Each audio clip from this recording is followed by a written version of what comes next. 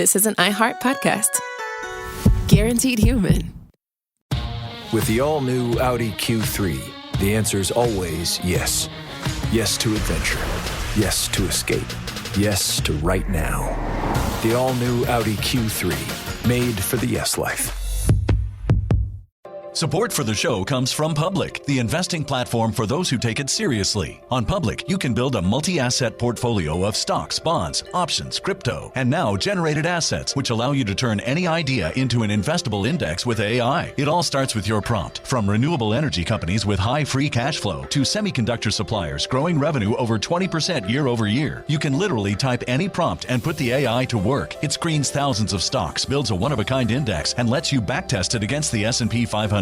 Then you can invest in a few clicks. Generated assets are like ETFs with infinite possibilities, completely customizable and based on your thesis, not someone else's. Go to public.com/podcast and earn an uncapped 1% bonus when you transfer your portfolio. That's public.com/podcast. Paid for by Public Investing. Brokerage services by Open to the Public Investing Inc. Member FINRA and SIPC. Advisory services by Public Advisors LLC, SEC registered advisor. Generated assets is an interactive analysis tool. Output is for informational purposes only and is not an investment recommendation or advice. Complete disclosures available at public.com/disclosures.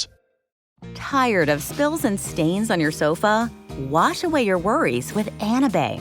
Anabay is the only machine washable sofa inside and out, where designer quality meets budget-friendly prices. That's right, sofas start at just $699. Enjoy a no-risk experience with pet-friendly, stain-resistant, and changeable slip covers made with performance fabric. Experience cloud-like comfort with high-resilience foam that's hypoallergenic and never needs fluffing.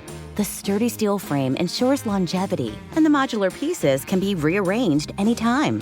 Shop WashableSofas.com for up to 60% off site-wide, backed by a 30-day satisfaction guarantee. If you're not absolutely in love, send it back for a full refund. No return shipping or restocking fees. Every penny back. Upgrade now at WashableSofas.com. Offers are subject to change, and certain restrictions may apply. You're listening to a podcast, so you're doing something else too, like maybe scrolling home listings on Redfin, saving places you like without thinking you'll get them, because that's what house hunting has become. But Redfin isn't built for endless browsing. It's built to help you find and own a home. Redfin agents close twice as many deals as other agents, which means when you find a place you love, you've got a real shot at getting it. Redfin helps turn saved listings into real addresses. Get started at redfin.com. Own the dream. What's anti-Semitic, my organic farming? I'm Robert Evans, host of Behind the Bastards. This was yet another trademark, unbelievably bad introduction. My guest with me for part 2 of our series on Rudolf Steiner, as with part 1, Chris Crofton! Hey, how are you?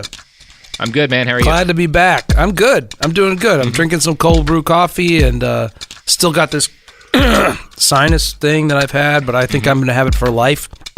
Probably because of bad shit I did when I was a ghost. Well, your ghost knew the lessons you gained from this sinus infection are critical to your development as a person. Yeah, nothing that happens bald is too. random. I'm bald too. Can you imagine what the shit I did when I was a ghost? Mm-hmm. I mean, I can remember the deep satisfaction I had sitting in Mosul and watching airstrikes hit apartment buildings and seeing little kids stream out of them, just blood pouring down their faces, and going, I'm glad their ghosts made the choice to go through this. Yeah. That was a smart decision for those ghosts. Those kids are going to learn some lessons. I go to those Rudolf Steiner doctor. What are they called again? Anthroposophist. Yeah, doctors. and I was like, I have a sinus infection, and he was like, what do you expect? And then I had to pay him $50. Gave you some crayons, though. Yeah. You know how you behaved? Do you know how you behaved in the 14th century? And I was like, I don't know. You were a real dick. Yep. So you're of course you're bald and have a sinus infection. Mm-hmm.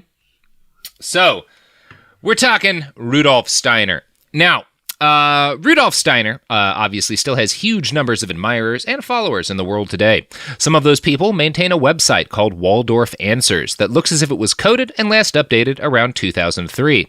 And immediately after I wrote that line, I actually browsed over to the chunk of the site where I could find out when it was started, and I found out that it was actually opened in 2004. So I'm just pretty good at guessing when websites were made is all I'm talking about.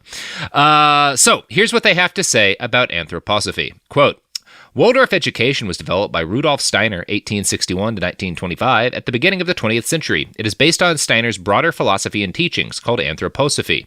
Anthroposophy holds that the human being is fundamentally a spiritual being, and that all human beings deserve respect as the embodiment of their spiritual nature.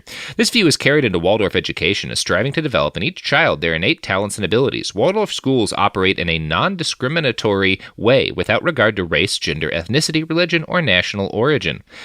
Some of the ideas in Waldorf education and anthroposophy are complex and require a degree of goodwill on behalf of the reader to grasp. So, goodwill. Yeah. You gotta really have some goodwill to ignore the racism. That's a funny way to put it.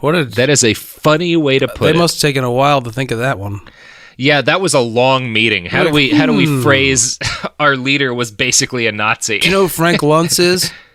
No. He's the Republican guy that's made $1 zillion off of naming, social programs, entitlements, and he named, enhanced interrogation, and he's in charge of like language for the Republicans. Well, he's made a fortune. I mean, I gotta say, he's nailing it. Yeah, he's very punchable face. What's interesting?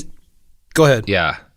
No, I was going to say he's nailing it like the CIA was nailing those men's testicles to their wooden chairs in the enhanced interrogation. Yeah, so the kind of people that come up with like, how are we gonna say like, you should read this and not be freaked out by the racism. Like what goodwill. Well, you gotta have goodwill. Read it with goodwill. Like read it like an asshole. Again, once I get my friends dangerously drunk on Everclear at the end of a night and they wake up in horrible pain, I tell them it's going to take some goodwill on their behalf to forgive me for poisoning them. And it does. And just real quick, here's something in terms of behind the bastards. I would definitely fucking classify Frank Luntz as a bastard. And a friend of mine, he's made $1 zillion off of like rebranding the thing that makes me the maddest is social programs being called entitlements. I mean, I just can't believe why liberals got on board with calling them entitlements, but probably because they're not really liberals. Because they're bad at politics. And they're not really liberals either. But he hired my friend to play at his party, Frank Luntz. Frank Luntz has a full-size diner, an actual diner built on his property, like a fantasy diner, like a whole, with a working soda gun and everything. Jesus Christ! And he has so much money. He has a replica of a diner in his yard. Anyway, he wants to live that scene from the first Back to the Future movie every day of his life. Right, and nobody came to his party. Nobody came. He had like 1,000 waiters and 1 million. He has no friends. Well, yeah. Why would you be that guy's friend? That's behind the bastards. The bastards end up all alone with all their shit and all their dumbass theories. Yeah. Now. So we just talked about how in the Waldorf Answers site, they really point out that like Waldorf schools are non-discriminatory. They don't take into account race, gender, ethnicity, religion, or national origin. And here's where I point out that if you Google Rudolf Steiner anti-Semitism, you will find yourself presented with a return from this website in a page titled Rudolf Steiner, an active opponent of anti-Semitism.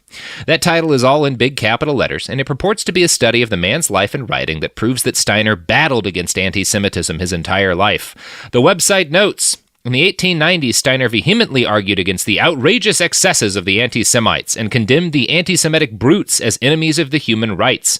As a convinced liberal whose position coincided with that of Reform Jewry, he actively supported the integration and full legal and social status of the Jews in Europe. In 1888, he wrote, "The Jews need Europe, and Europe needs the Jews." Against the anti-Semitic propaganda of hatred, he set his ideal. One should only value mutual actions between individuals. It is completely uninteresting if one is a Jew or a German. That is so simple that one is almost stupid saying it. How stupid does one then not have to be to say the opposite?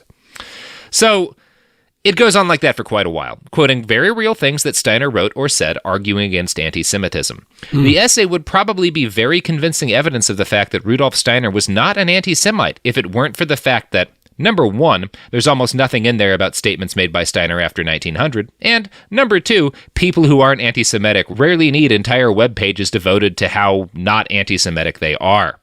You don't run into that for, say, Georgia O'Keeffe. Yeah. Yeah. Thankfully, our old friend Peter Staudenmeier of Marquette University put together a detailed breakdown of Rudolf's ideas about the Jews, titled Rudolf Steiner and the Jewish Question. It's a very nuanced piece, and I'm sure that the Waldorf people would describe it as a hit piece, but I don't think it takes that tone at all. Staudenmeier acknowledges that Steiner's views of the Jews changed significantly over the course of his published career. Quote, in the overall arc of Steiner's intellectual development, his attitude towards Jews moved from an unreflective embrace of anti-Semitic prejudices to public denunciation of the excesses of organized anti-Semitism to an elaborate racial theory of cosmic evolution in which anti-Semitic themes played a prominent role. So he was an anti-Semite who had a creative history to his anti-Semitism. Who is this Staudenmeier man? Staudenmeier is a professor at Marquette University of German History who has done most of the writing that I found on Rudolf Steiner. He's like the expert on Rudolf Steiner. So the people at the Waldorf school do not like this Staudenmeier man. They're not going to be fans of this Staudenmeier guy. They're like, would you shut up? Yeah. Stop reading the things that our guru wrote. Yeah. You're making them look bad. You need to have more goodwill. Yeah, that's it. Yeah, you're not reading it right. You're not using enough goodwill.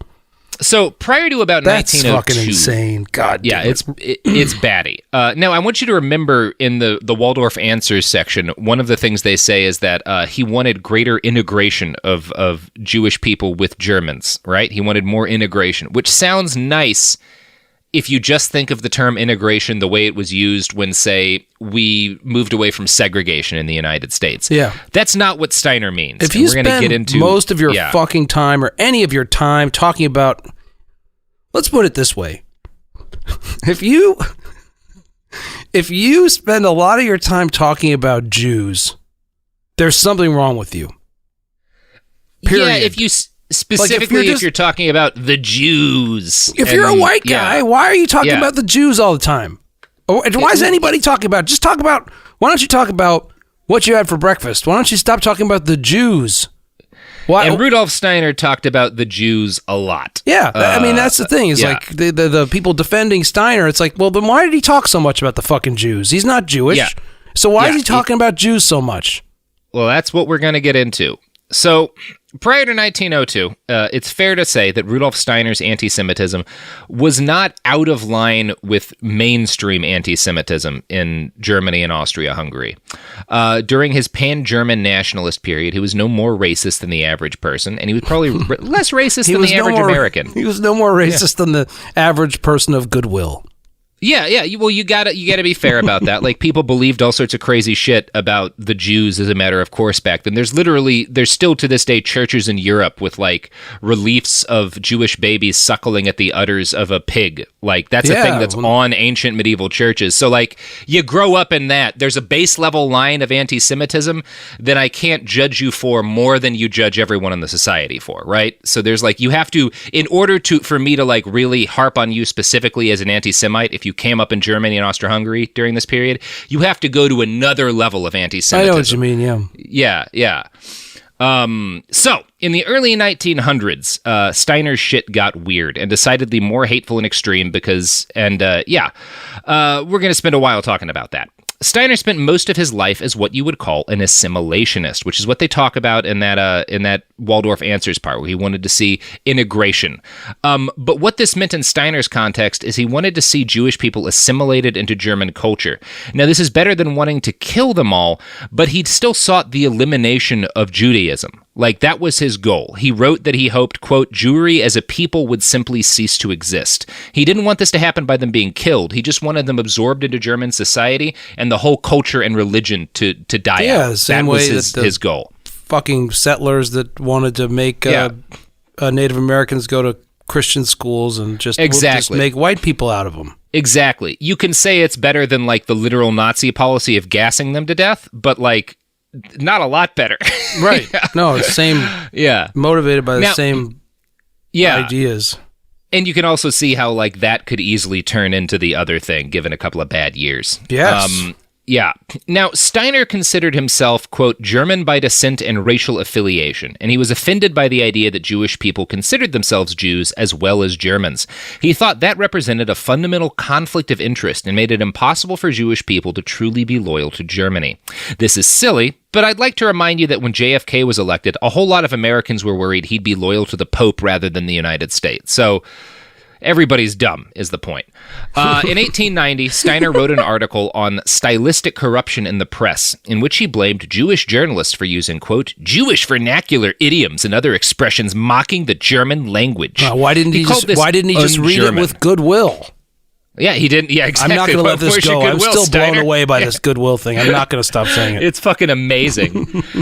In 1886, he wrote an article in which he called Jews a people whose religion does not recognize freedom of the spirit. He believed Jewish people had no ability to appreciate the religion of love that was Christianity. My God. In 1888, he wrote extensive defenses of a book, Homunculus, by Austrian author Robert Hammerling.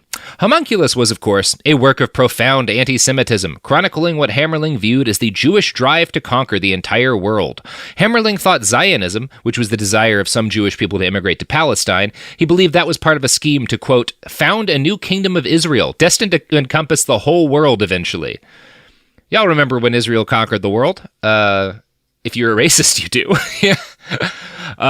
Now, Rudolf loved this book. He called critics of it oversensitive Jews who couldn't make an objective judgment of the work. This is Steiner. Quote, it certainly cannot be denied that Jewry today still behaves as a closed totality and that it has frequently intervened in the development of our current state of affairs in a way that is anything but favorable to European ideas of culture. But Jewry as such has long since outlived its time. It has no more justification within the modern life of peoples, and the fact that it continues to exist is a mistake of world history whose consequences are unavoidable. We do not mean the form of the Jewish religion alone, but above all the spirit of Jewry, the Jewish way of thinking.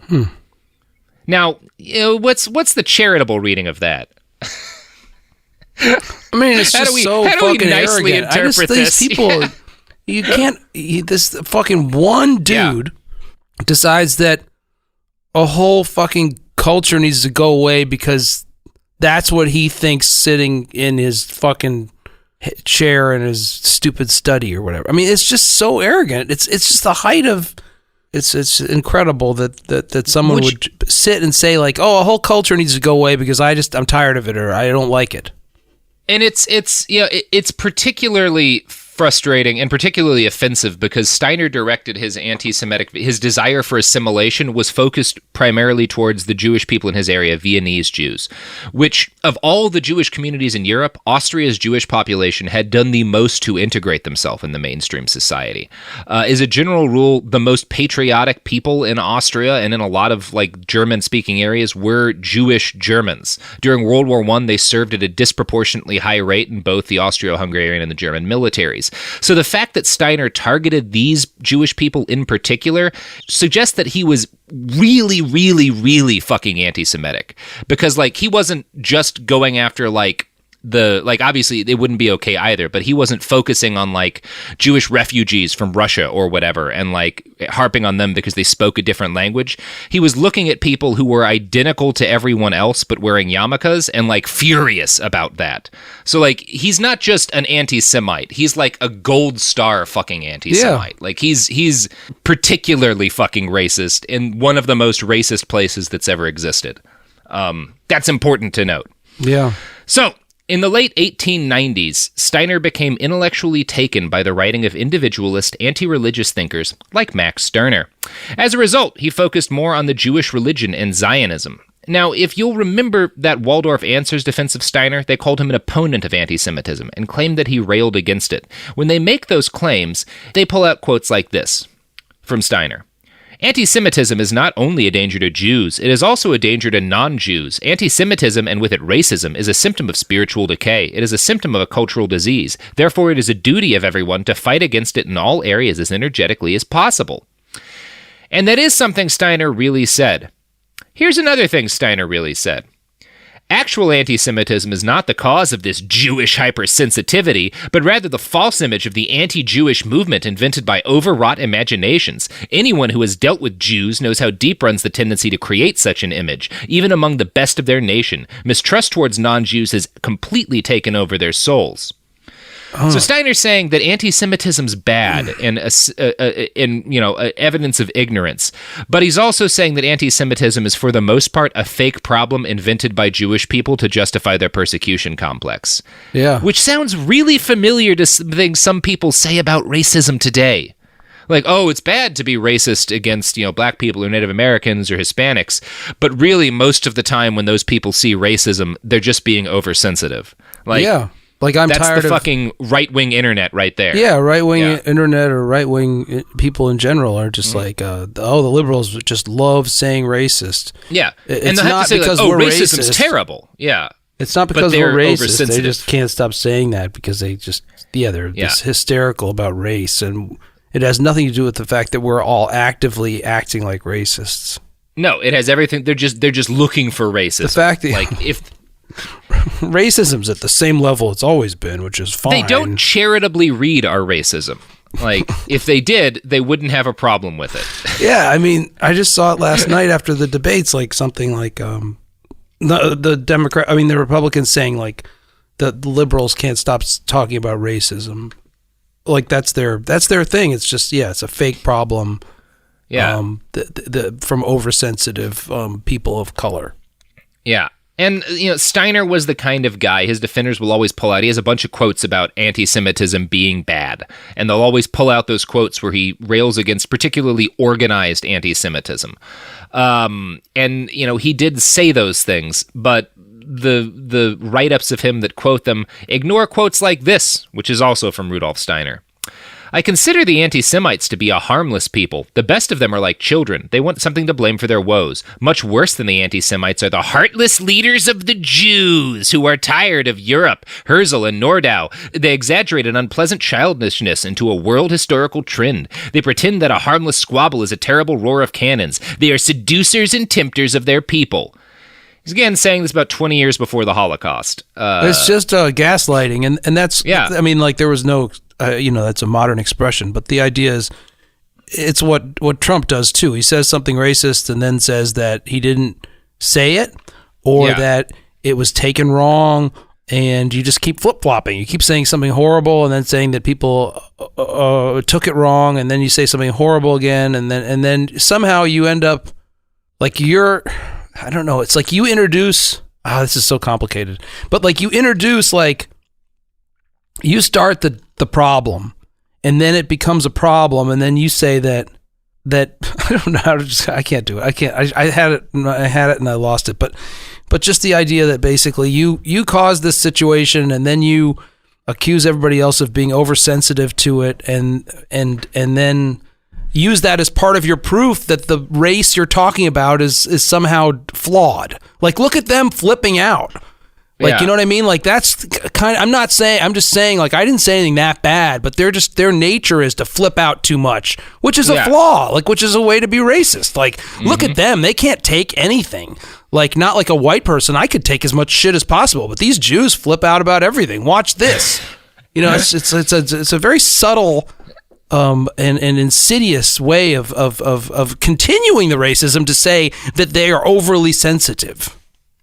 Yeah, and there's a bunch of Steiner quotes that basically follow the pattern of anti-Semitism is bad, but here's what the Jews do. Exactly. Yeah. Like well, these people can't take any criticism because they're Jews. Mm-hmm. Now, for the sake of fairness, I have to point out repeatedly that everybody was anti-Semitic in Germany at this time. Pretty much everybody. It was in the air and literally chiseled into the stone walls of churches. Winston Churchill is famous today among Israelis for being one of the greatest advocates that nation has ever had. He was an intense and outspoken supporter of Israel, and of course, a staunch foe of the Nazis. In February of 1920, Churchill wrote an article for the Illustrated Sunday Herald titled Zionism versus Bolshevism. Quote, This movement among the Jews is not new. From the days of Spartacus Weishaupt to those of Karl Marx and down to Trotsky, Bela Kun, Rosa Luxemburg, and Emma Goldman, this worldwide conspiracy for the overthrow of civilization and for the reconstitution of society on the basis of arrested development, of envious malevolence, and of impossible equality has been steadily growing.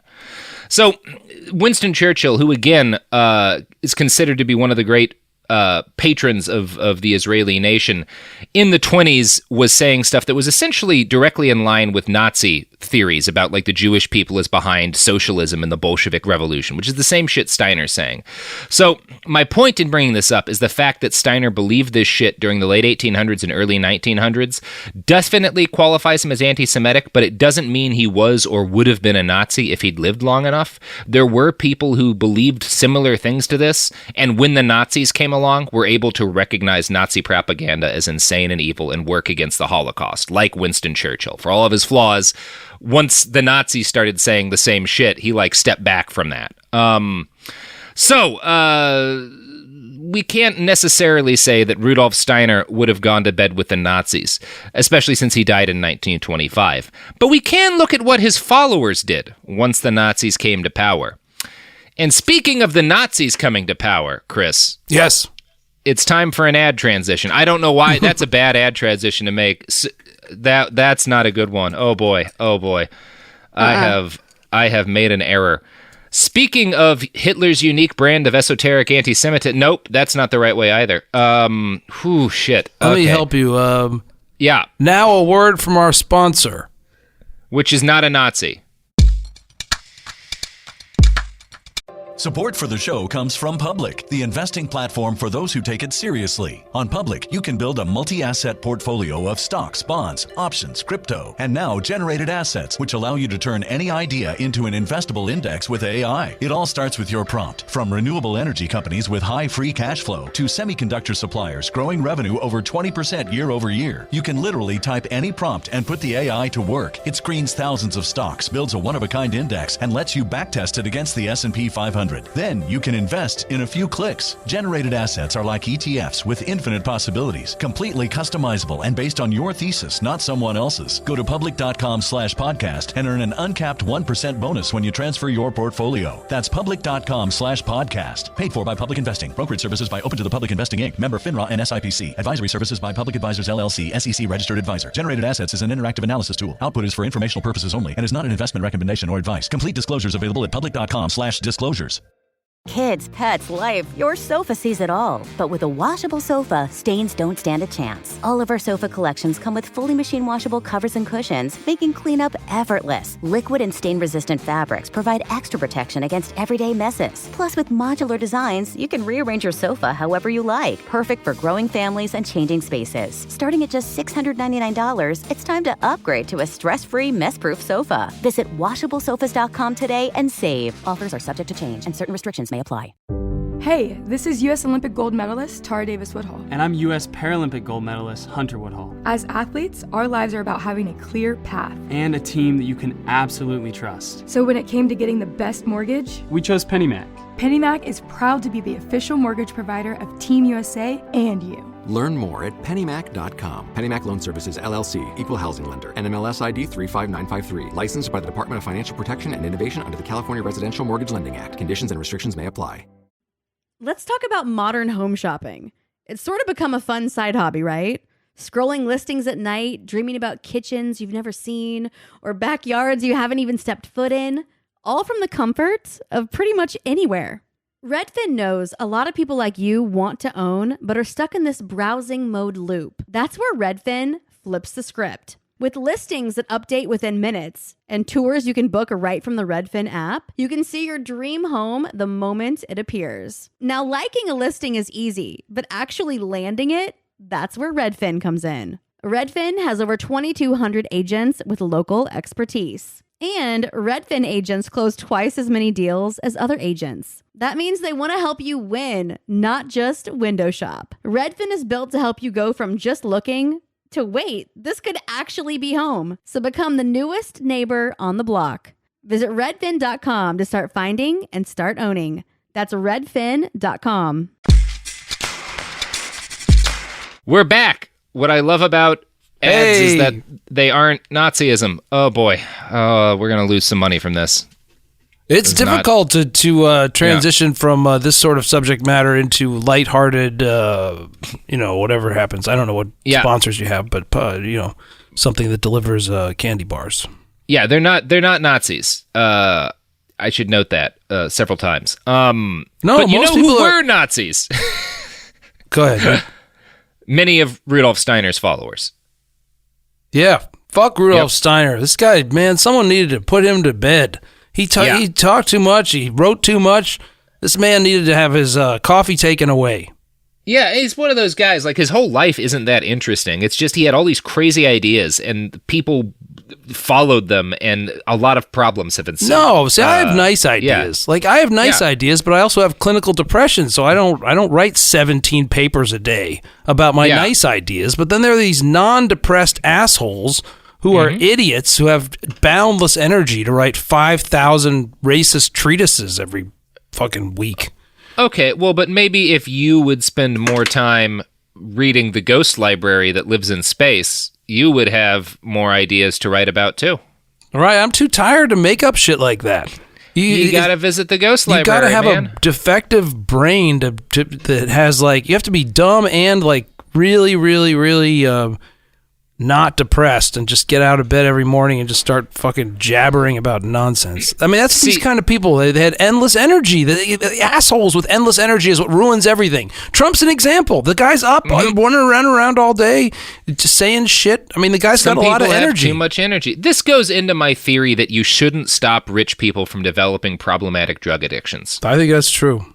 Yeah, if you should just let him. If Rudolf Steiner at age 19 had actually been doing a shitload of opium and had died at age 25, none of this would be a problem. Right. Yeah.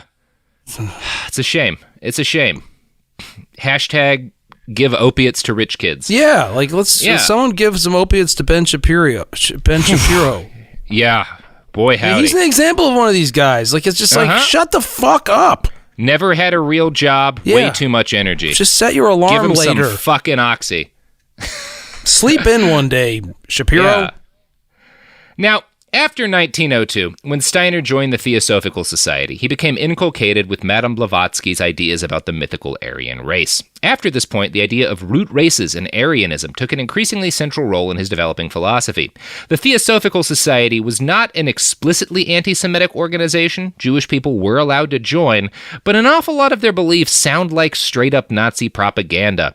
In a book called The Key to Theosophy, Madame Blavatsky wrote, quote, "If the root of mankind is one, then there must also be one truth which finds expression in all the various religions, except in the Jewish." All religions are cool except Jewish people. Which does, I mean, for Europeans in the late 1800s, that's woker than most. She wasn't like Europeans should own India, I guess, so, yeah. Now, Blavatsky viewed the Jew as the almost mythical antithesis to the Aryan, the opposite of the spiritual and progressive Übermensch. If this sounds exactly like Nazi racial theory, that's because it essentially is. Now, Chris, I'm going to guess you've heard of the Thule Society. You know, I have not. It's spelled Thule Society, like the top racks that people have on their four-wheel drive cars. Thule. Okay. I still really not. I'm not familiar. I mean, I'm not exactly sure what it is. Well, if you've read your Hellboy comics or played a lot of Wolfenstein games where there's like Nazis doing dark occult magic and stuff, the actual historical root of all of those myths is the Thule Society, or the Thule Society. I've read about the. They're pretty famous. Nazi occult stuff, but. Yeah, exactly. This is the root of that.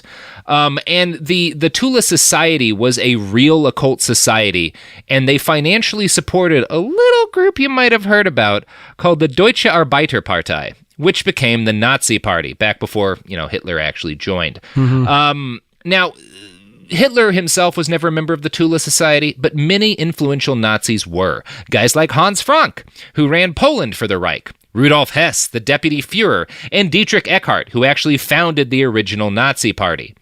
The Tula Society's impact gets exaggerated often, but they did provide the core members of the early Nazi movement, and these people held the same esoteric anti-Semitic beliefs about the eternal struggle of Aryans and Jews as the Theosophical Society did, which makes sense because both groups were closely tied together. Many members of the Tula Society were adherents of Madame Blavatsky's teachings. So the Tula Society is like, they have events with the Theosophical Society, they have members in common, a lot of their teachings are based on Madame Blavatsky's writings, and the Thule Society becomes the sort of intellectual and spiritual center of the early Nazi movement. And of course, Rudolf Steiner was a hugely influential part of the development of the Theosophical Society. Yeah. It's hard to trace out how many Nazi ideas are directly descendant of Steiner's and how many are just sort of a lot of people thinking about similar things. But he had a big influence on the Theosophical Society, and the Theosophical Society was like one of the strain carriers for the Nazi disease. So that's where we're going to here. Yeah. So while it wouldn't be accurate to say that anthroposophy inspired the development of Nazism, it is accurate to say that anthroposophy and Nazism share common ideological origins. They are at least first cousins. It is true that Steiner was a loud critic of organized anti-Semitism. His writing on the subject was mostly limited to the period right around when he first got involved in the Theosophical Society. Once he left in 1912 and founded Anthroposophy, he progressed towards racial beliefs that were basically identical to where Hitler and his friends wound up. I'm going to quote one last time from Professor Staudenmayer's piece on Steiner and the Jewish question. Quote, "In Steiner's eyes, racial exclusiveness was the hallmark of Jewish identity. He accused Jews of national egoism, along with materialism, abstract thinking, and an obstinate refusal of progress. In a remarkable about-face from his 1900 to 1901 writings, by 1905, Steiner was complaining to his future wife about the corrosive and totally materialistic consequences of the continuing Semitic influence within the Aryan epoch." Sounds like I bet his wife was having a lot of fun. Oh, I bet his future wife was like, "Tell me more." Bet he was great in bed. But let me tell you about the Jews. Yeah, God, she must have been having a blast. Yeah, that was like, yeah. Could you please stop talking about the Jews? Yeah, I'm trying to come, and this is really making it hard. You're not Jewish. Why do you talk so much about them? I mean, I think one thing history tells us is that literally nobody in Central Europe made a woman orgasm in the early part of the 20th century. Oh, no, I've thought about part that. Of the problem. Man, like, I don't know why I've pictured Hitler's parents fucking, but I have. Because I've seen pictures of the two of them, and I just was imagining, like, not only did, like, that poor woman, his mother, have the worst sex imaginable with this fucking cartoon mustache of a husband who probably like was smoking cigars while he was having sex with her. Then on top of that, they give birth to the biggest monster in world history. I mean, it's unbelievable. I mean, she didn't like the journey of Hitler's mother. I think is something worth. Oh, I don't know. I just think about it because it's like fuck. She probably was just. I mean, there was just no upside to any of it. She didn't enjoy the sex. She gave birth to like the history's greatest monster. Oh yeah, it's a bad tale. Yeah, we do have a fun two-parter of this show about Hitler's sex life and everything we know about how the Führer fucked. Oh my God, he probably mailed his sperm to like via post. Like he probably had his sperm delivered via like horseback and had it dumped in Ava Braun's ear. Now, I'm going to finish that quote about, the continuing Semitic influence within the Aryan epoch. Yes. This tendency continued throughout Steiner's final anthroposophical period, even after his organizational break with mainstream theosophy in 1913. In a 1918 lecture on specters of the Old Testament and the nationalism of the present, for example, he strongly associated the Jews with a social element that is antisocial as regards the whole of humanity, and insisted that Jewish culture was a folk culture, not an individualized culture of humanity. So, he gets way more racist after his break with the Theosophist Society. Now, this brings us to the question, what happened to Steiner's followers once the Nazis took power? Well, the Waldorf schools and the modern-day anthroposophists will like to point out that they, too, were oppressed under the Nazis. That Waldorf Answers site I referenced earlier has a page titled Anthroposophy in the Time of Nazi Germany. Quote, anthroposophists belong to the many groups of people who were persecuted under the Nazi regime. Hitler's own disdaining remarks regarding Rudolf Steiner and the anthroposophists appeared as early as 1921. By the spring of 1933, articles criticizing the movement began appearing more frequently in National Socialist newspapers. By the summer of that year, Steiner's books were banned from public libraries in Bavaria, and study groups and branches of the General Anthroposophical Society, along with other cultural organizations, were ordered to submit to National Socialistic leadership. Now, Waldorf Answers will point out that the Anthroposophical Society was banned in November of 1935 after the extensive lobbying of Heinrich Himmler and Reinhard Heydrich. This is, in fact, true. But like all anthroposophist defenses of these kinds of charges, they leave out quite a bit of contextualizing information. So I'm going to quote now from Anthroposophy and Ecofascism. Quote, immediately after the Nazi movement attained state power in early 1933, the leaders of organized anthroposophy took the initiative in extending their support to the new government. In June of that year, a Danish newspaper asked Gunther Walschmuth, secretary of the International Anthroposophic Society in Switzerland, about anthroposophy's attitude towards the Nazi regime. He replied, "We can't complain. We've been treated with the utmost consideration and have complete freedom to promote our doctrine." Speaking for anthroposophists generally, Walschmuth went on to express his sympathy and admiration for National Socialism. Walschmuth, one of three top officers at Anthroposophy's world headquarters in Dornach, was hardly alone in Steiner's followers in his vocal support for the Hitler dictatorship. The homeopathic physician Hans Roscher, for example, proudly proclaimed himself just as much an anthroposophist as a National Socialist. In 1934, the German Anthroposophic Society sent Hitler an official letter pointing out anthroposophy's compatibility with National Socialist values and emphasizing Steiner's Aryan origins and his pro-German activism.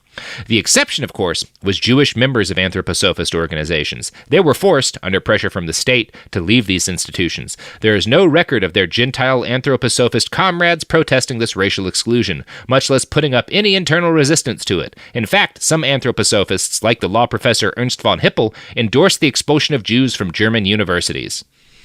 So, I was just thinking about something. So the post World War I period for Germany was similar in a way to the post 9/11 post Iraq War period we're in now in the United States, in the sense that the narrative has been shattered. Like the narrative that Germany was this ascendant power was shattered by World War I. They lost. Yeah. And that fucked up their citizenry because there was no more storyline. People need storylines to proceed ahead. People like them, and they really need them for security's sake, even if they're imaginary. And in the United States right now, post 9/11 and post government bailout of the banks and post Iraq War, no one is sure what we stand for anymore. They don't believe that America stands for, bringing democracy to the globe. They don't believe that we stand for. They don't believe the American dream anymore. And it's so often that these spaces in history are filled with racist narratives to give a storyline back to culture. Because right now, American culture is flailing around, similar to Germany post World War I. I feel like America feels pretty bad about itself, and it's looking for a narrative to attach. I'm sure you've seen hypernormalization. Yeah. That kind of thing, where it's just these spaces in history are very dangerous because they allow for anybody to come in with some crackpot philosophy that people will be like, oh, thank God, I just need something to follow. Well, and one of the things that's luckiest about our current time, because we are in what I consider to be a dangerous situation, and there are some parallels to where Germany was in between 1913 and 1932. One of the big benefits that we have is that a very, very, very, very, very, very, very vanishingly tiny fraction of our adult population has any experience in combat or war, and that the wars that sort of have had a cratering impact on kind of our national self-image didn't involve very many people. One of the reasons that the early Nazis were so dangerous, that is not something we see with most of like the Proud Boys and the other sort of fascist groups. The vast majority of those guys in modern day have never seen combat. All of the Nazis were guys, not a single one of them flinched from physical. They were all physically courageous. Right. Adolf Hitler got into whip fights with people where he would be like tearing pieces of their faces off and would be like getting shot at and stuff. Like they were all. I know what you mean. That's one of the benefits we have, is that our fascists are mostly physical cowards, like which I think is trolls. one of the reasons. Yeah, it's one of the reasons I have some hope that we can overwhelm this thing, is that most of these guys, like the Nazis, were more willing to gamble than our fascists have so far been. So if we have a saving grace, it's that. I wish there was a way Democratic, and I say Democratic, I mean, politicians could just say something like that instead of the nonsense Democratic candidates say in debates. Like, I mean, I wish they could just say, hey, here's a nuanced view of what's happening right now. Here's what Trump is. I mean, I know that's not going to happen, but you know what I mean? Like, Trump is a cartoon to fill space in a historical narrative that is lacking direction right now. We need a new myth, because myths are the core of any society. Yeah. And that's part of what, like, Steiner and a number of other people, like, collectively and over a long period of time created for Germans. Yeah. That's kind of why Madame Blavatsky's teachings really take off in a big way in like the immediately pre-war and post-war period. Is like she's and these other thinkers like Steiner are providing this mythical idea of like the Aryan race and like this conflict that they have with the Jews, and it explains like that was necessary for the Germans to explain how they lost World War I, was this idea that like there was this deeper conspiracy. And, you know, Steiner wasn't saying that as much. He did say a bit of stuff like that, but his beliefs about sort of how these like alien races are like weakening the Aryans, and how like the Jews are not really a part of this like thing like that all played into this greater theory of somebody is trying to stop us from taking our rightful ascendant place in the community of nations. Yeah. Now, let's talk about organic farming. So I've mentioned a couple of times that Rudolf Steiner kind of invented organic farming. And I don't mean that he invented the concept of like farming without like pesticides or fertilizer. Like obviously people have been doing that since forever. But he is one of the main people behind inventing kind of our modern concept of organic farming as in opposition to industrial farming. What time did this guy get up in the morning? That's what I want to know. He fucking got a lot done, right? Sake, like he must have slept like a half hour a night. Like, a lot of criticisms of Rudolf Steiner. Laziness is not one of them. No, I wish he had done less. That's the thing. Yeah. These people need to fucking settle down. When I started my research into Steiner, I found my way to a Twitter thread started by Dr. Sarah Tabor. She's a crop scientist, and she had a hot take on Steiner's particular farming innovation, which is called biodynamic farming. Quote, "So, organic is what happened when Europe had to start using artificial fertilizers because they'd spent 100+ years throwing sewage into the ocean and the land was all out of nutrients. German spiritualists were like, chemical fertilizers in my food? Oh, hell no, that's way too Jewish. Rudolf Steiner's work was like 60 to 70% racist theory, and organic was just the, so this is what my racist theory means for farming side of his work. German racism was soon judged to be embarrassing, so later editions of his work just deleted those chapters. Eventually, 1960s U.S. counterculture kids picked up editions of Steiner's books with the most egregious race theory material deleted. They picked up on the yay nature and back to the land, down with artificial vibe, and had no idea that it was all an anti-Semitic tirade." And that's essentially accurate. Dr. Sarah Tabor gives a pretty good summary there, but we're going to get into the weeds of biodynamic farming next. But before we get into the weeds... Incredible. You know what doesn't promote weeds? What? Is this... Are you doing an ad break for Monsanto? I'm doing an ad plug. Yes. You know, if you need glycophosphate that you can healthily drink... Are you tired of bees existing? Do bees piss you off? Have you been stung by a bee recently? Fuck them. Yeah. They just play that scene from Stand By Me when Macaulay Culkin gets killed by the bee. Yeah. It's like Monsanto putting an end to this bullshit. So this is an ad break, I assume? Yeah, this is a fucking ad break. Yeah. Is it? Products!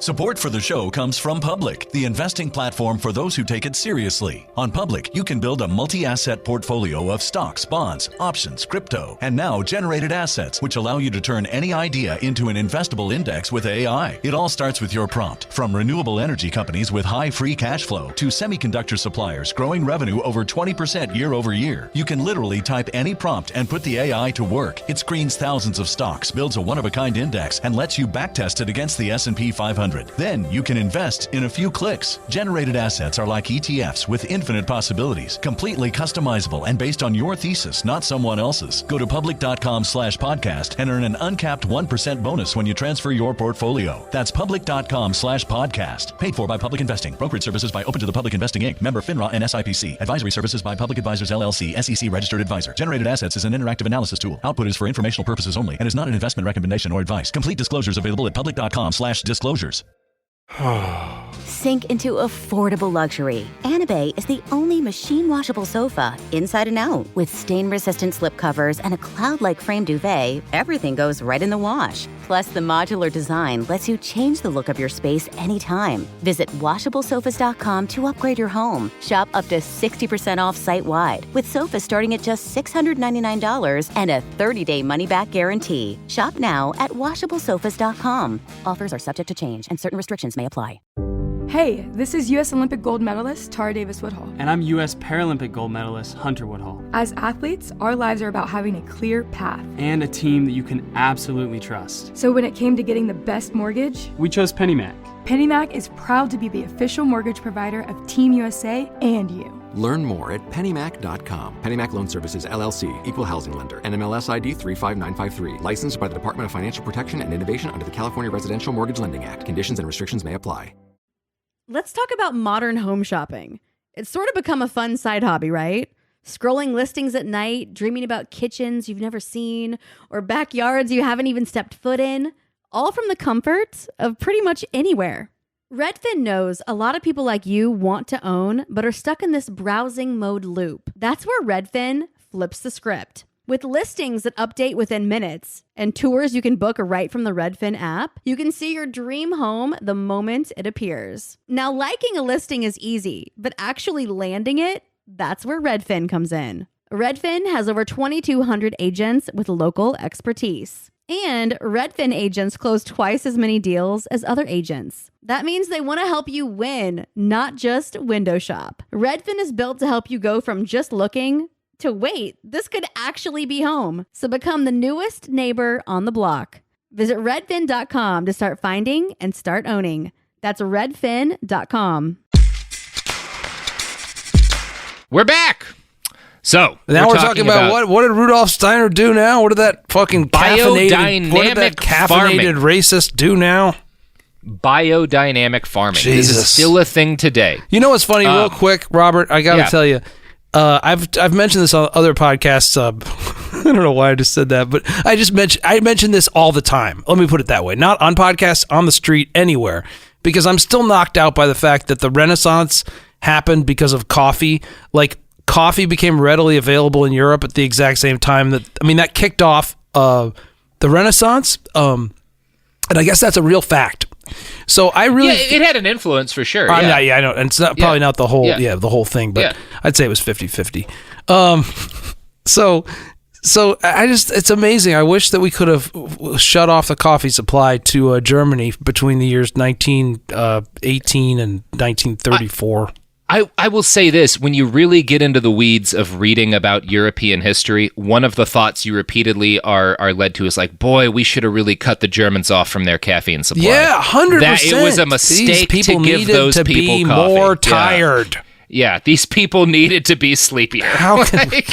I swear to God. They really got too much done. Time machine, go back, smash all the fucking coffee machines in Germany in 1920. Well, you know what? Speaking of where coffee came into Europe, there's a single point at which you could have stopped coffee's spread. So one of the sort of the which generally credited as like how coffee became part of Europe is like when the Ottomans laid siege to, I think it might have been fucking, I don't know if it was Vienna I think it was Vienna, when the Ottoman Empire laid siege to one of the cities in Europe, and they got their asses beat. I think this is when like the Polish winged hussars broke their army and routed it. I'll take your word for it. They left their camp behind, right? So they outside this European city, they leave their camp behind. And being Turks, their camp included huge bags of coffee and like jezvas, their kind of coffee pots they use for Turkish coffee. Oh, these they are all the left stories it behind. I live for. So Europeans like started trying this shit out, and they were like, oh my God, this stuff's amazing. But also they were like, oh my God, this is like a heathen, evil Muslim drink. Like, is this something we have to ban and prosecute? And so they took it to the Pope, and like the Pope tried the coffee because everyone was like, is this a devil drink? Can we drink this? And the Pope tried it and was like, this shit's amazing. He was like, I've never wanted to say mass more than in my life. The Pope, I think it was Pope Clement, I forget which number, but he had numbers after him, but it was a Pope Clement, I think, baptized the beverage of coffee in order to make it acceptable for Christians. Like, that's how coffee came into Christendom, is the Pope, like, officially baptized it so that Christians could drink it. But that's when the Pope's hats got tall, too. Yeah.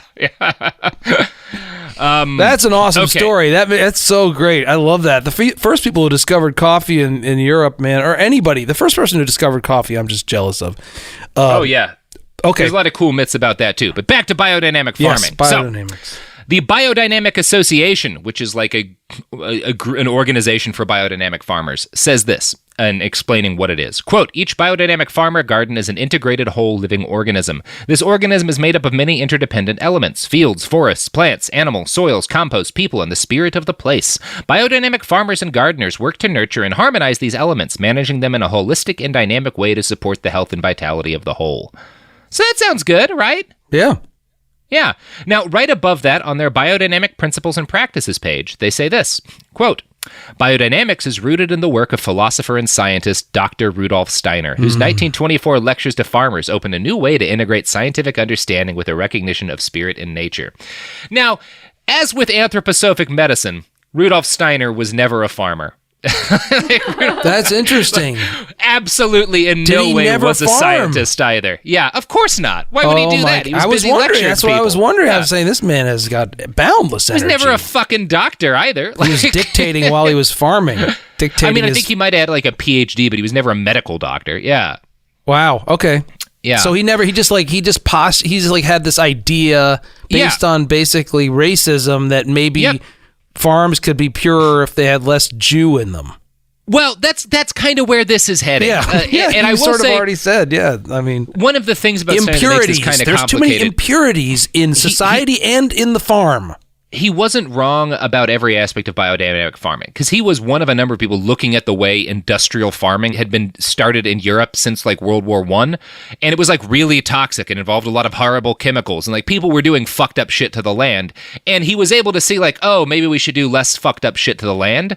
He also mixed that in with a bunch of insane bullshit, but every aspect of what he was saying wasn't wrong. There were a lot of problems with industrial agriculture, as there are today.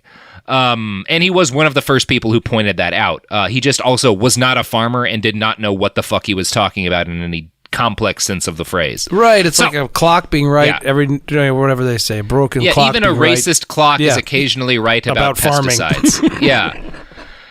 Now, you may notice that none of what I've read there gives us much insight into what biodynamic farming actually involves. It's just a lot of vaguely positive, flowery language about the spirit of the land. So I found a 2017 article in The Guardian, which focuses on the rapid growth of biodynamic farms in the United States. It cited the co-director of Demeter USA, remember the name of that company, a nonprofit certifier of biodynamic farms in the United States. They claimed the acreage devoted to biodynamic farming in this country increased by 16% in 2017. Here's how The Guardian described the methodology behind biodynamic farming. Quote, Austrian philosopher Rudolf Steiner, a controversial public figure, introduced biodynamic principles by encouraging farmers to look to the cosmos before planting and harvesting crops. So, it's pretty vague. It's space farming. Yeah. What does look to the cosmos mean? Yeah, it means farming with witchcraft, basically, essentially. As wooey as that sounds, and it's about to get wooier, biodynamic foods are growing in popularity. Demeter works with more than 50 U.S. brands, including Whole Foods, to add more of their food to the shelf. They, and a lot of people, claim it tastes better. But you know what doesn't taste good? Nazism. And that's where biodynamic farming first got its start. So, In the episode we recently did on Fritz Haber, we talked about how the explosion in the use of nitrogen fertilizers made possible the growth of the world's population beyond around 3 billion people or so.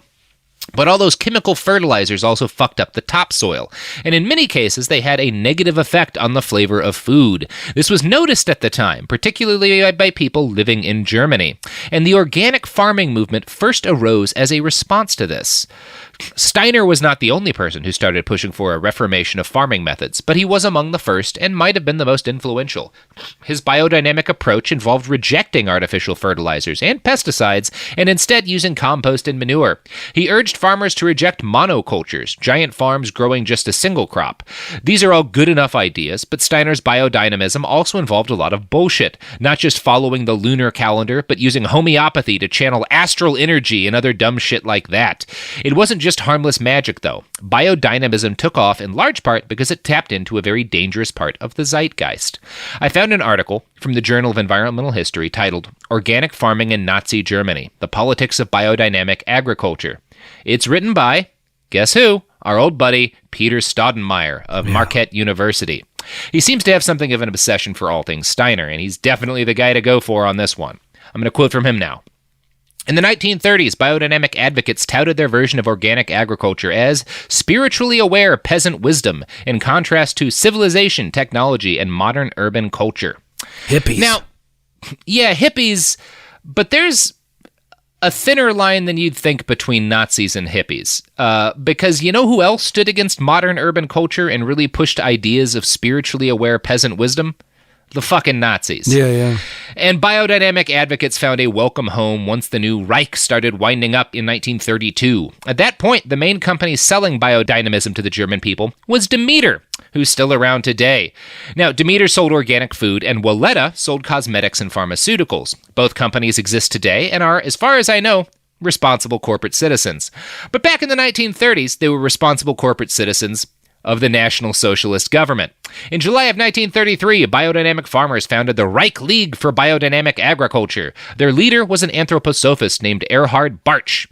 The movement saw Nazi policies as more or less in line with their own esoteric beliefs. They encountered some early issues and were briefly banned in 1933, which is something the anthroposophists will point out regularly. But that ban only lasted a year.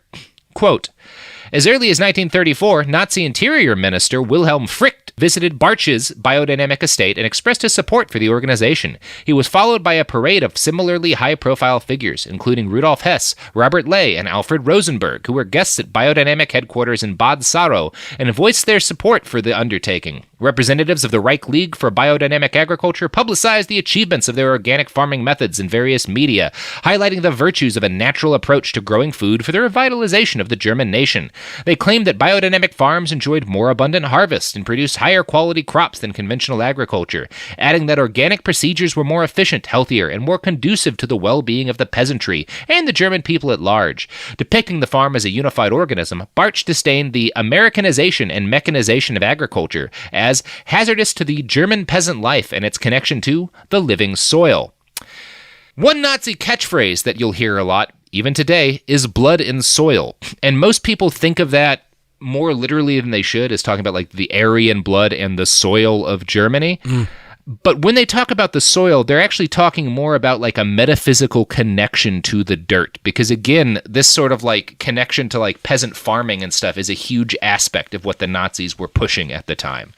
And it's something that, you know, biodynamic farming really played into quite well. Where did the Nazis get all this free time? This is what I want to understand. I mean, I really do want to understand this. Robert, you might know something that I don't really understand. Why did, like, what exactly made the German economy function? What was the money behind all this? Like obviously, if you want to sit around and talk about farming and whether or not people should be more like peasants or any of this kind of stuff, you need spare time and you need a functioning society, which certainly Germany did not have, like, for a while before, militarization? I mean, who was funding? No. Who was funding all this free time speculation that these Germans were doing? So this is there's the answer that's very complicated. Oh, okay, you don't have to answer it if you don't want to. For a lot of these German philosophers, many of them did in the 20s especially, receive funding from a number of kind of shady sources, including a lot of very wealthy American businessmen, including some of the businessmen who carried out the business plot, which was an attempted fascist coup against FDR. About that. Yeah. Which is an incredible story. It is an incredible story. We'll be doing an episode on it. But more to the point, number one, the Weimar Republic had a lot of problems and came of age in a very difficult time to be running Germany, but it was not as dysfunctional as history books often paint it. It had its bad years, but by the time the Nazi Party really started to rise, the economy was well on its path to recovery. Now, a big part of there's a lot of people who mistakenly believe that at least Hitler's policies were good for the economy of Germany. They were not. Where all of the money came from in the early chunk of the Nazi party's time and power was they stole it from all of the Jewish people. They took their businesses, they took their money, they took their houses, and they gave them to party members.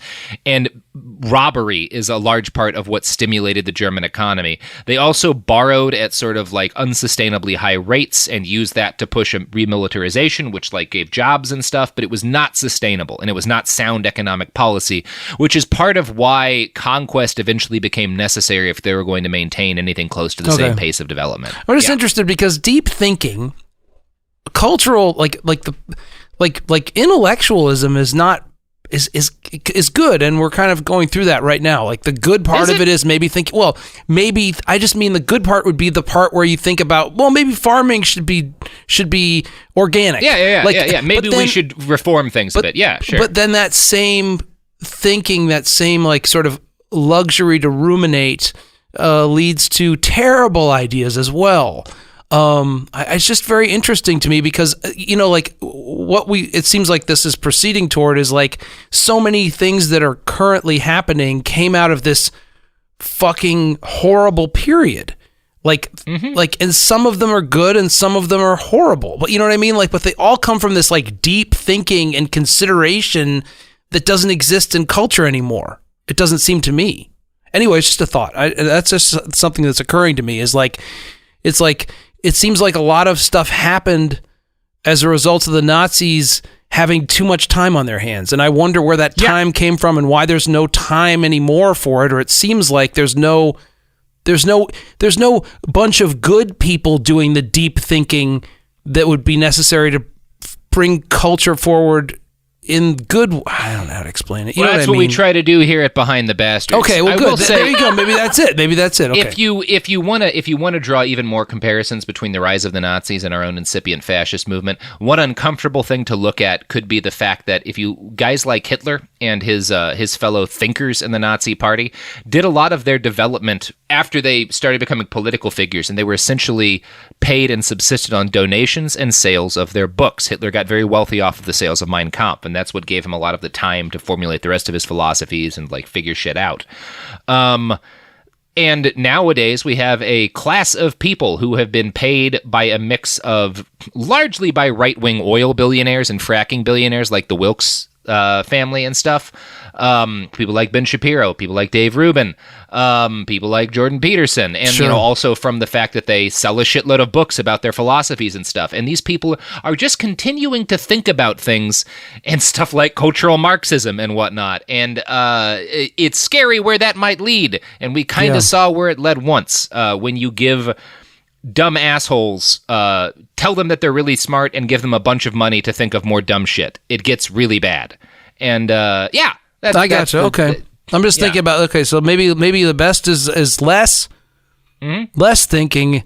Okay, I'm just trying to figure out what the hell's going on. This is a lot. It's hard to find lessons from history sometimes. Yeah.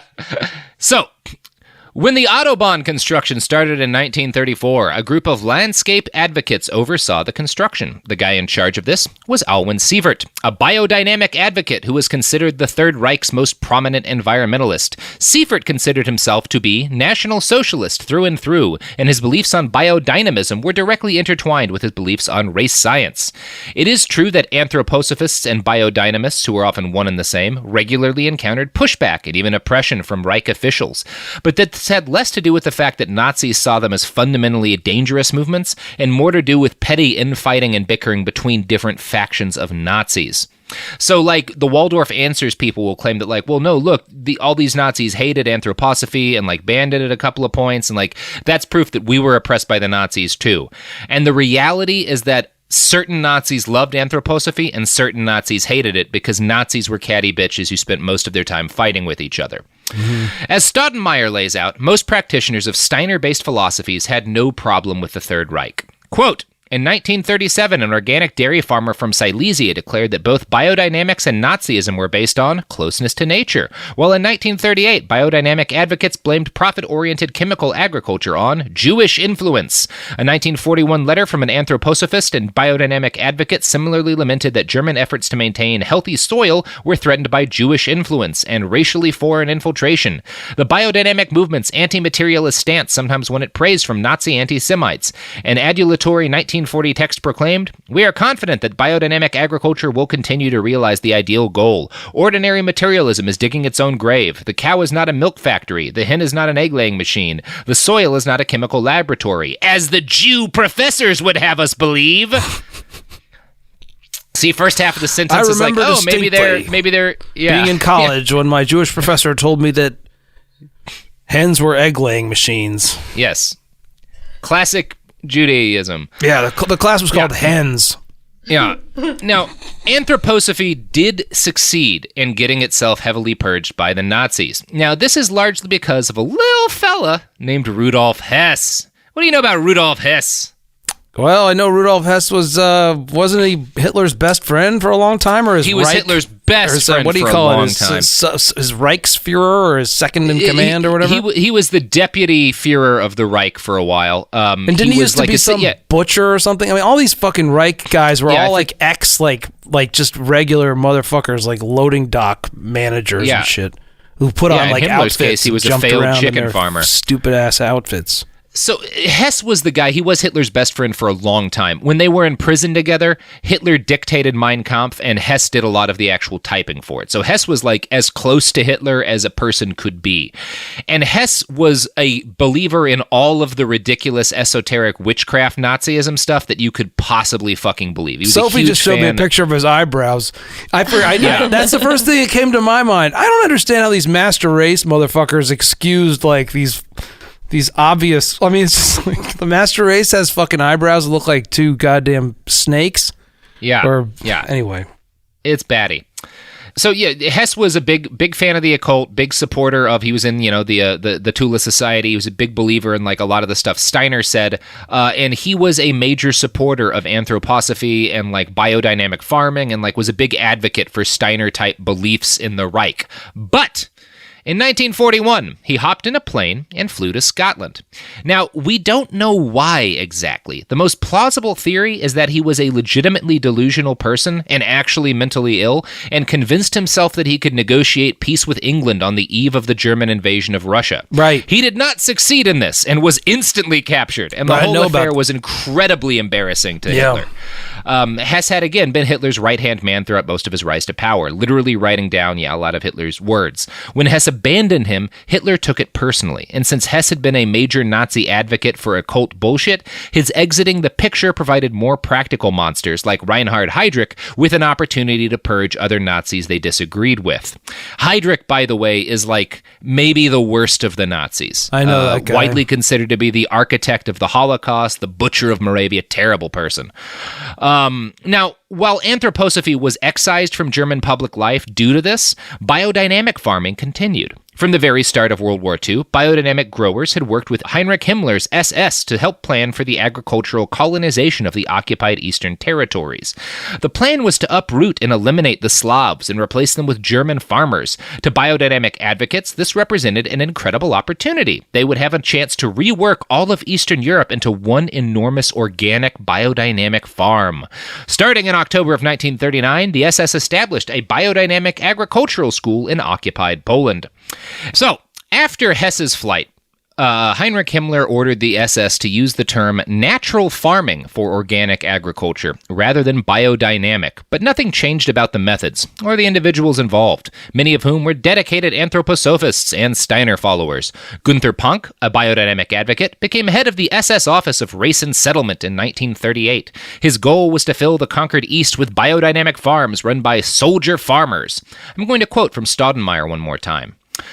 The centerpiece of the biodynamic operations was the sizable plantation at Dachau, which produced medicinal herbs and other organic goods for the SS. As at Ravensbrück, the labor at the Dachau biodynamic plantation was performed by camp inmates. From 1941 onwards, the Dachau operation was overseen by anthroposophist Franz Lippert, a leader of the biodynamic movement from its beginnings and head gardener at Weleda from 1924 to 1940.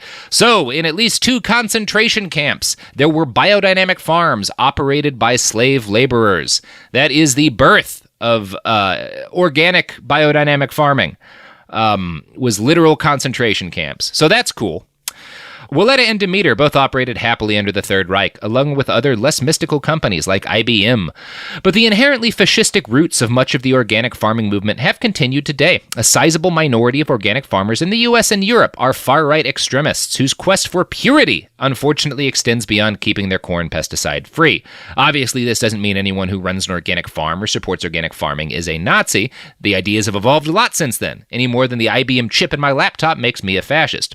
But it is important to understand the problematic roots of Steinerist ideas because they are still very much influential to this day. And this, my friend, is when we talk about Marianne Williamson.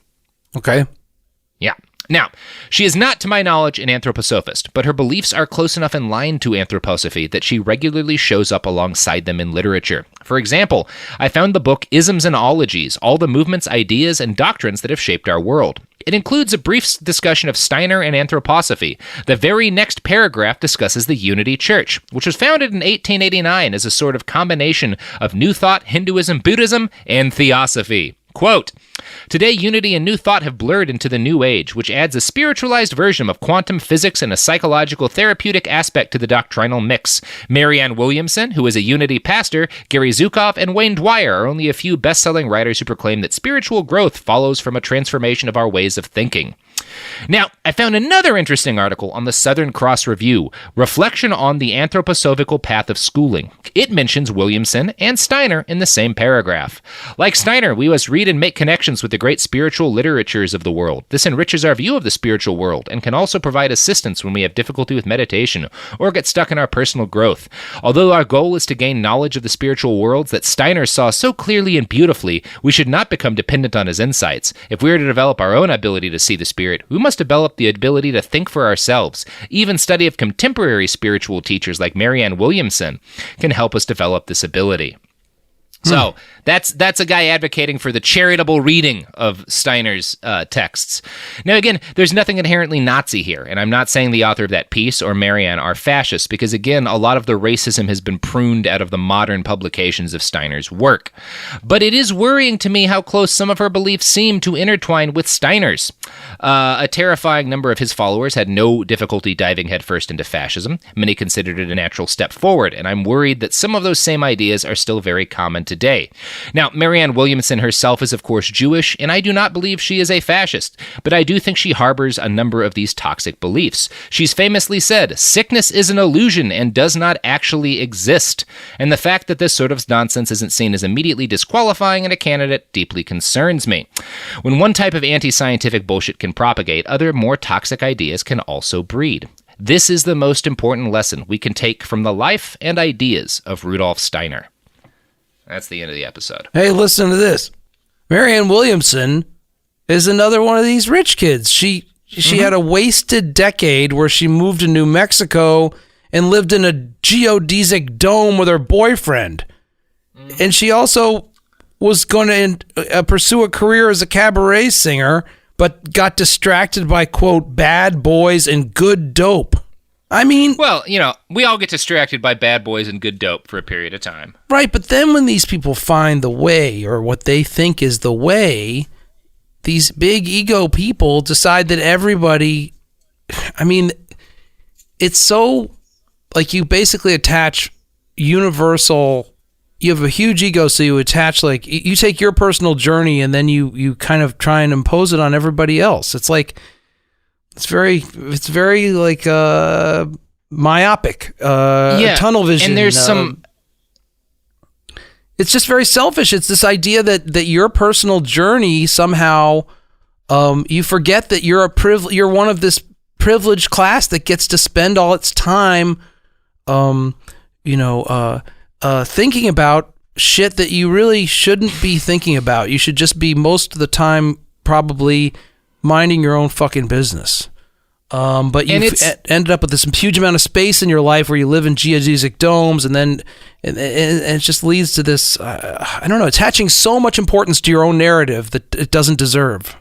Yeah, and it leads to problematic shit like what you see in Marianne Williamson's writings and stuff, where she'll talk about sickness and disease as if it's not a thing that just happens randomly to some people. It's tied into like aspects of what you believe, or like how you act, or like what sort of energy you invite. And it's not, she would never say if you have cancer, it's your fault. But that's one of the interpretations of the things that she writes. And it's why a lot of like disabled people, like people who were born with like, disabilities or whatever, like get really scared when they see this person starting to gain steam in politics, because a shitload of stuff that she's written is the same kind of shit Steiner was writing about, how like, oh, well, if you didn't, I don't think she would literally says that like, oh, your ghost, balked before jumping into your body, and that's why your arm doesn't work right.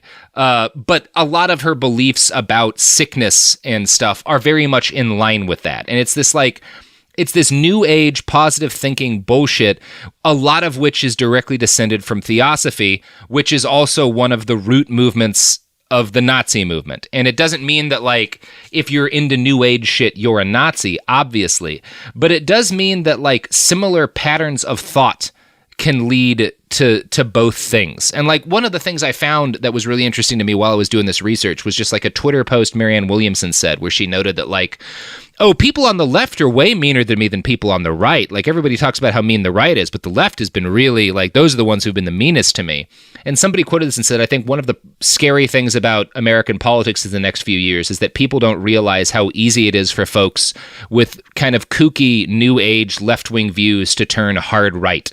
I knew it was a journalist talking about, like, I talked to a Nazi militia leader once who sent his kids to a Waldorf school because he believed in a lot of the same wooey bullshit. Like, there's a certain level of, like, if you get into some of these weird esoteric beliefs, other esoteric belief systems, like Nazism, are going to be more enticing to you than just embracing, like, the world's, like, let's not believe this kind of bullshit. Like, and you'll be more try accepted. To actually, like, fix problems. Yeah. If you get you'll kooky, be more accepted.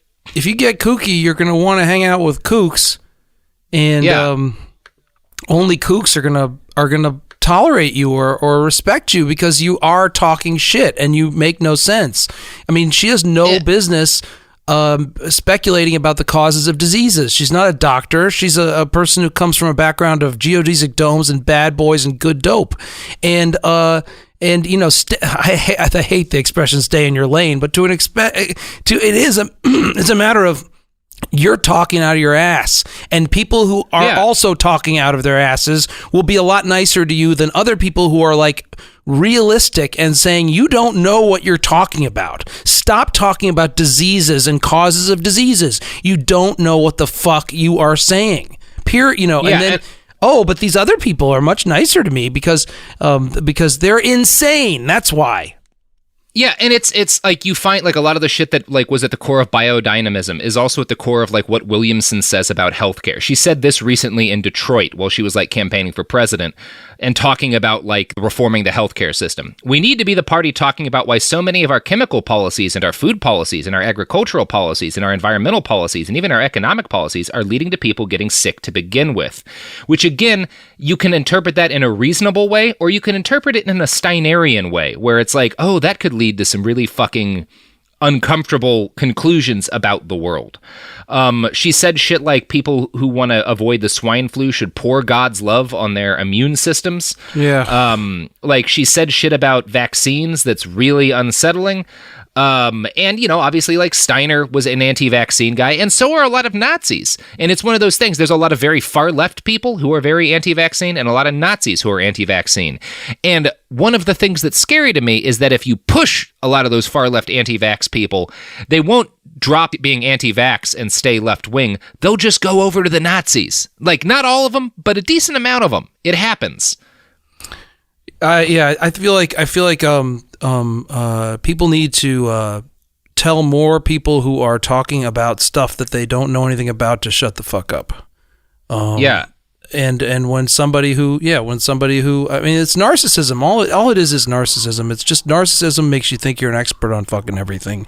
And once it's just annoying to me. There's so many good people who aren't blabbing. I forget what thinker it was said this, but like the greatest problem in the world is that fools are so confident and wise men are so full of doubt. There you go. Yeah. It's that's what I've been trying to get at this whole episode. Yeah. Thank you, Robert. Be really fucking careful about anybody. And this is one of the problems, the fundamental problems with having a president, is that then you have this person who has to pretend like they're competent about everything from nuclear policy to energy policy to climate change to international policy to national defense to military intervention. There's not a single human being on the face of this earth, and there never will be, who is competent on all those things. Not one. Never will be, never will happen, never, ever, ever, ever, ever. But because of our system, they all have to be able to bullshit at being good at all that, even though, at best, the best of them are competent at like 2 or 3 of those things. And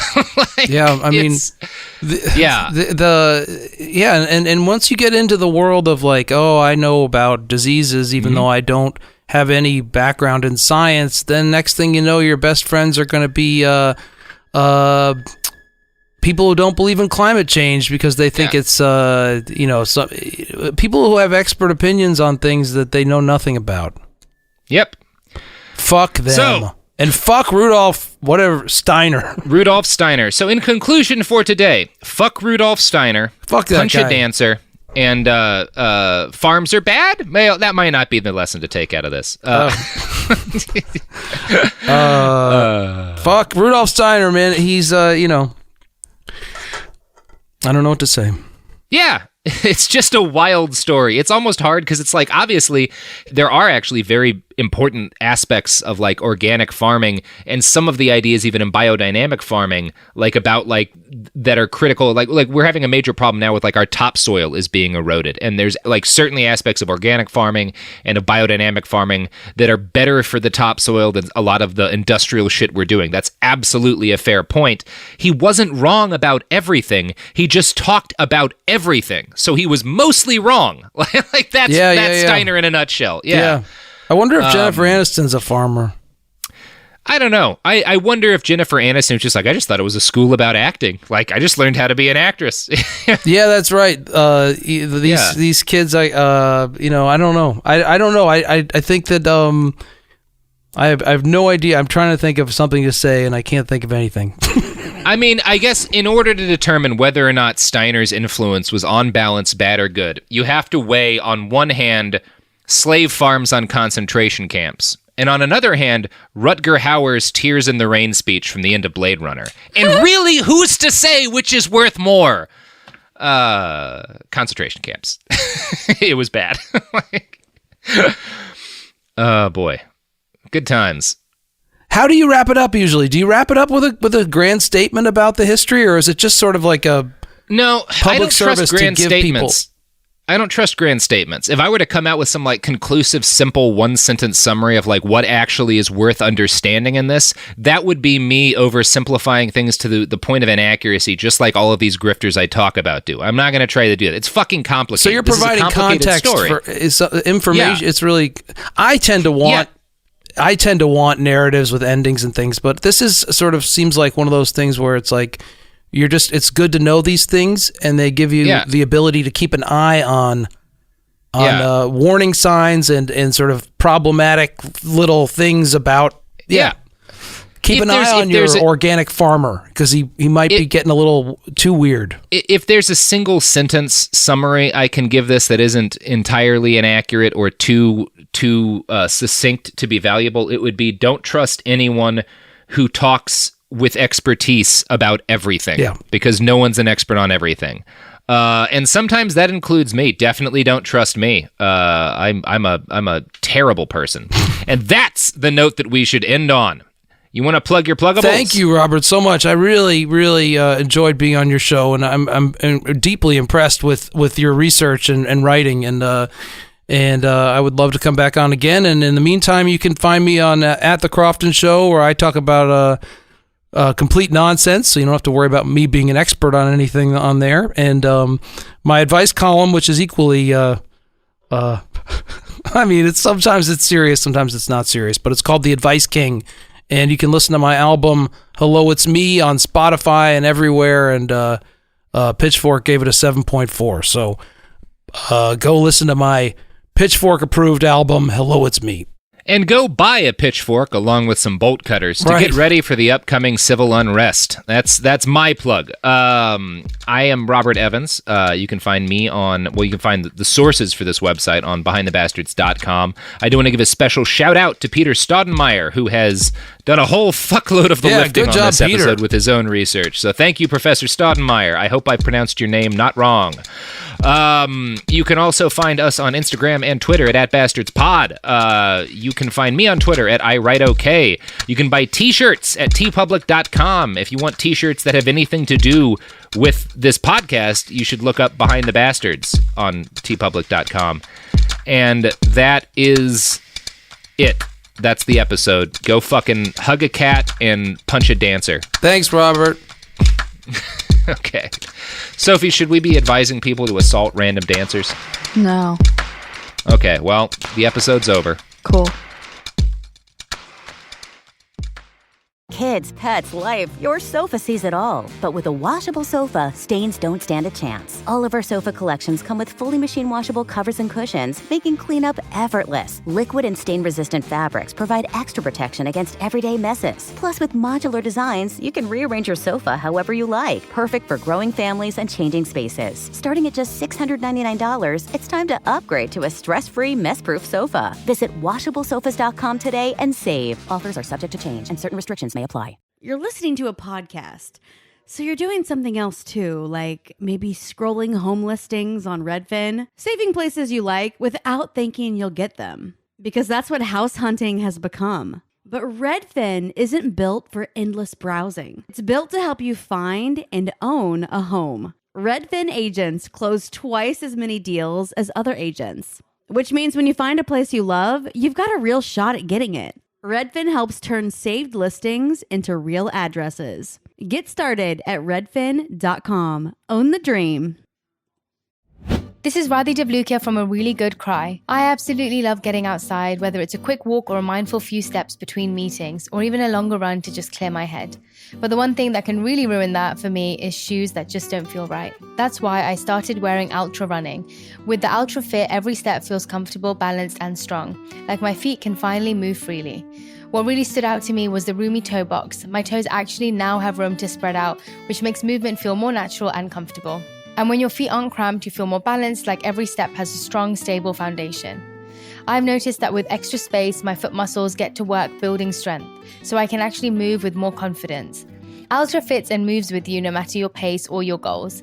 Beginner or marathon runner, they've really become my go-to for any kind of running or training, and I always feel like my feet can do exactly what they're meant to do. Feel the difference by visiting ultrarunning.com and use my code CRY10 for 10% off. That's ultra, ALTRA, running.com. Experience Ultra and stay out there. Winter is in full swing, and Aleve is here to keep you moving. When the cold weather sets in, everyday aches and pains can linger, but Aleve has got your back. With up to 12 hours of body pain relief per dose, Aleve keeps you going with long-lasting body pain relief to get you through whatever the season brings. Chilly days or cozy nights, Aleve gives you that long-lasting body pain relief you can count on this winter. Try Aleve. Use as directed for minor aches and pains. This is an iHeart podcast. Guaranteed Human.